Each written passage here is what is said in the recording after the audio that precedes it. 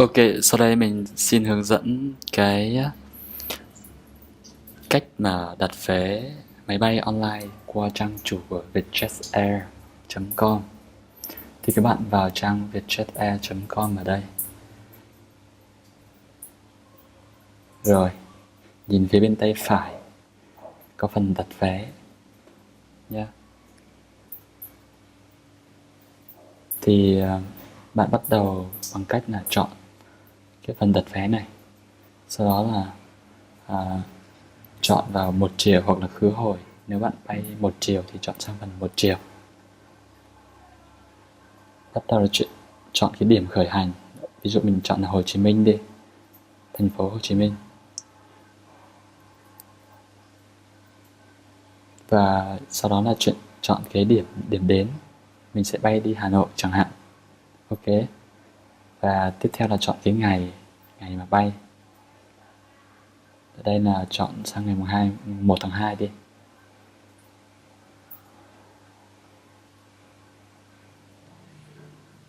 Sau khi kiểm tra về số người lớn này, sau đó check vào ôm tìm vé rẻ nhất. Rồi các thông số khác bỏ qua. Nếu đi cùng trẻ em thì bạn chọn vào. Còn tại vì mình đi một mình để là không.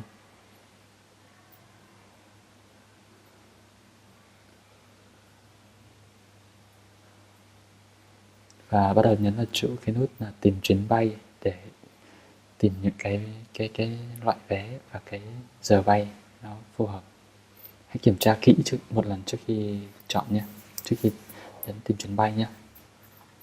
Ok. Rồi bắt đầu nhấn vào tìm chuyến bay này. Hệ thống sẽ liệt kê cho bạn rất là nhiều loại vé. Như bạn có thể thấy nó xuất hiện trên màn hình như thế này. Giá vé hiển thị trên này là những cái giá vé rẻ nhất. Và nhớ xem kỹ lại là chuyến bay đã có đúng hay chưa. Đây có rất nhiều giá vé theo từng ngày. Đấy. Thì giá vé hiện ở đây là những cái giá vé rẻ nhất của hãng Vietjet Air. Việc bạn cần làm bây giờ là chọn cái ngày đó, khi nào nó hiện cái ô khung, bao màu đỏ xung quanh thì bạn sẽ biết được là giá vé đã được chọn. Sau đó nhấn tiếp tục này. Đây.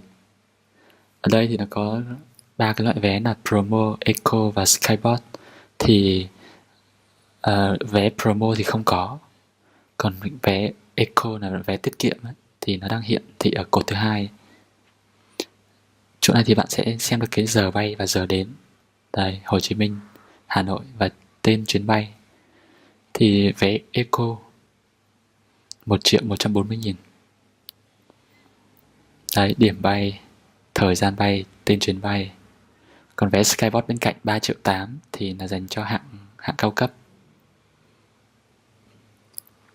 Thì mình muốn bay tiết kiệm nên là mình chọn cái vé Eco. Rồi. Xong, nhấn tiếp tục. Đây. Phần này thì bạn sẽ điền thông tin hành khách.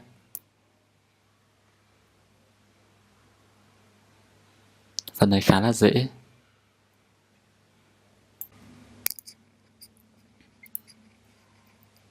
Chỗ này là điền cái họ của bạn thôi. Ví dụ mình họ Nguyễn, mình điền họ không dấu. Bên chỗ ô bên cạnh thì là tên đệm và tên Văn Nguyên. Cái phần địa chỉ thì các bạn cứ ghi là cái quận hoặc là cái thành phố, hoặc quận huyện. Sau đó là bên cạnh thành phố hoặc là tỉnh nếu là bạn đang ở tỉnh. Chọn quốc gia Việt Nam ở phía cuối. Chỗ này nó có sẽ hiện trên cái tỉnh thành, cái thành phố bạn đang ở. Sau đó địa chỉ email. Bạn lưu ý là những ô nào mà có một dấu sao ở bên cạnh thì sẽ bắt buộc phải điền. Còn những ô ngày sinh thì không có dấu sao bên cạnh thì bạn không cần phải điền vào. Tuy nhiên nếu bạn thích thì bạn cứ điền. Ô điện thoại di động cũng phải bắt buộc điền nhé. Rồi các ô khác thì không có dấu sao thì mình cũng không có quan trọng là cần phải điền. Và bạn kiểm tra lại thông tin chuyến bay ở bên cạnh. Đó, từ Hồ Chí Minh đi Hà Nội này, ngày này, giờ khởi hành này, giá vé này. Rồi sẽ cộng thêm một chút phí và thuế như bạn thấy trên màn hình. Thì cái đây là cái bắt buộc tất cả các hãng bay đều phải áp dụng. Phí sân bay, phí quản lý và thuế. Cho nên là đừng có thắc mắc tại sao giá nó tăng nhé. Cái điều bắt buộc thôi. Sau đó là nhấn tiếp tục. Phần này là bạn sẽ chọn cái chỗ ngồi. Thì thông thường thì mình khi ra sân bay thì nhân viên quầy thủ tục sẽ chọn chỗ ngồi cho mình. Nếu bạn muốn chọn chỗ ngồi trước thì bạn chọn ở đây. Mình thì không, nên là mình cứ vào nút không cảm ơn. Khi nào ra sân bay thì mình sẽ được chọn chỗ ngồi ngẫu nhiên.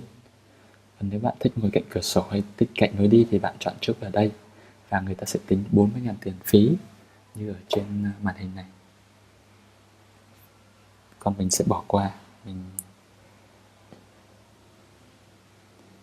sang cái phần chọn hành lý. Nếu mà bạn có đem nhiều đồ thì bạn sẽ chọn gói hành lý ký gửi. Có thể 15 kg hoặc là 20 kg. Nhưng mà mình thì đi ít lắm.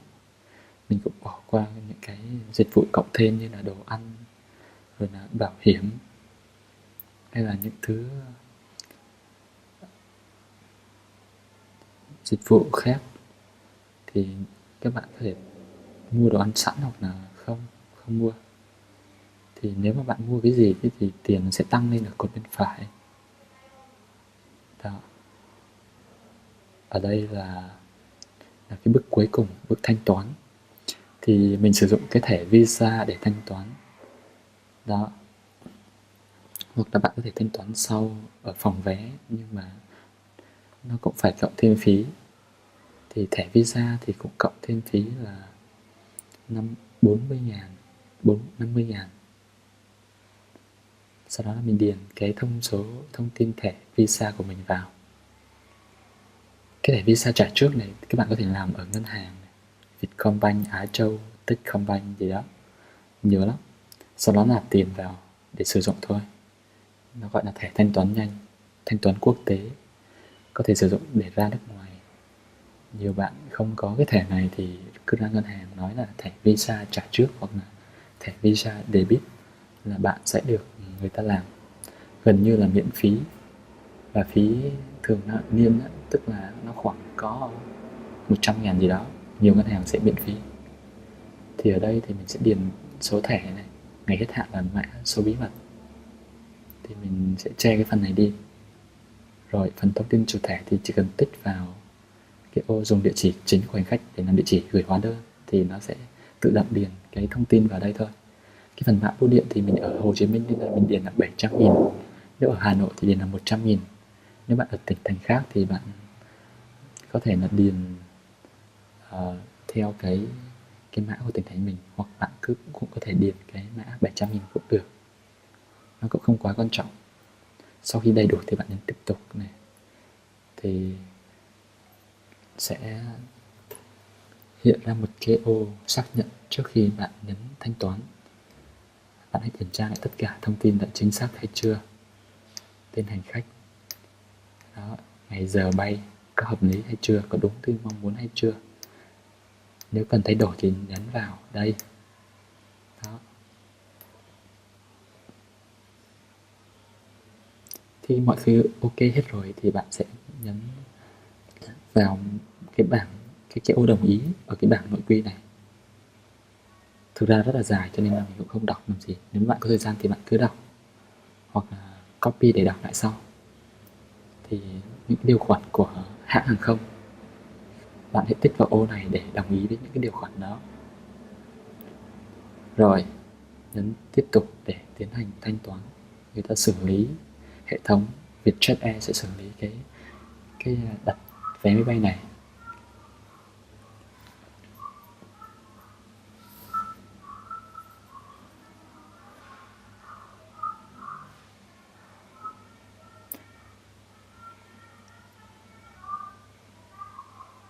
Ok, vậy là đã xác nhận xong cái vé máy bay mình đặt. các thông tin chuyến bay sẽ được gửi vào một cái email mà mình đã điền trước đó, và mình đã thấy là trừ tiền trong tài khoản ngân hàng rồi, báo về điện thoại rồi. Bạn có thể in cái vé này ra, hoặc là cũng có một bản vé máy bay được gửi qua email, thì bạn có thể là chụp lại cái này, khi nào mà ra cái sân bay á, đưa cho nhân viên làm quầy thủ tục, bạn sẽ nhận được thôi. Nhận được vé, người ta sẽ in vé cho bạn thông qua cái mã đặt chỗ này. Đây, email đã được xác nhận này, mã đặt chỗ này, ngày giờ bay và tên này, chuyến bay. Thì bạn cứ đưa cái email này cho cái nhân viên thủ tục, người ta sẽ làm giúp bạn cái vé và hướng dẫn bạn ra cửa máy bay, cửa hải quan để thực hiện chuyến bay. Mình sẽ kiểm tra lại lần cuối này. Nếu có bất kỳ thay đổi gì thì mình sẽ cần phải thay đổi lại. Nhưng mà mình đặt vé nhiều rồi cho nên là thông tin của mình khá là chính xác.